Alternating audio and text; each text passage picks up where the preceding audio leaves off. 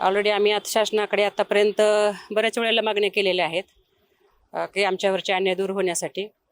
त्याच्यामध्ये मग आता हे असेल कामाचं ताण, एका पर्यवेक्षकाकडे 2-2 विभाग असणे, नवीन नवीन शासनाच्या ज्या योजना आलेल्या आहेत त्या टोटली महिला व बालकल्याणकडे येतात. आता उदाहरणार्थ ही लाडकी बहीण असेल, मातृवंदना असेल, ह्या योजना शासन आमच्या माथी मारत आहे.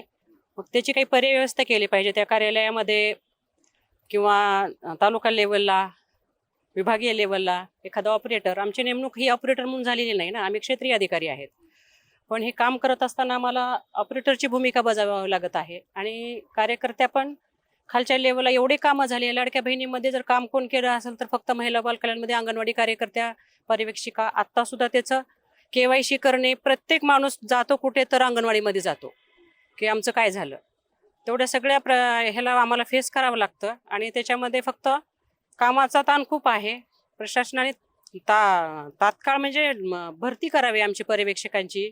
जेवढे आहेत त्यांच्याकडे एक विभाग असेल तर ती सक्षमपणे काम करू शकेल आणि जे अशा योजना देत असतील तर त्यांनी पर्याय व्यवस्था म्हणून त्याला ऑपरेटर किंवा कुणीतरी त्याला ऑपरेटर मार्फत ते काम करून घ्यावं. आम्ही त्याला सपोर्ट करू, पण ते काम पूर्णच टोटलीच आम्ही करणं हे चुकीचं वाटतं. महाराष्ट्र राज्य राजपत्रित कर्मचारी अधिकारी संघटना महिला बाल कल्याण यांच्या वतीनं माननीय जिल्हाधिकारी महोदयांना जे निवेदन दिलेलं आहे त्याच्यामध्ये राज्यस्तरावरच्या मागण्या आहेत, काही जिल्हा स्तरावरचे प्रश्न आहेत आणि ग्रामीण पातळीवर असेल किंवा शहरावर असेल अंगणवाडी स्तरापर्यंत ज्या अडचणी आहेत, समस्या आहेत, त्याच्या अनुषंगाने सर्वच संघटना, अंगणवाडी ताईची संघटना आहे, जिल्हा महिला बाल विकास विभागाची विविध लिपिकवर्गीय आणि इतर अधिकारी वर्गाच्या संघटना आहेत आणि पर्यवेक्षक संघटना आहेत.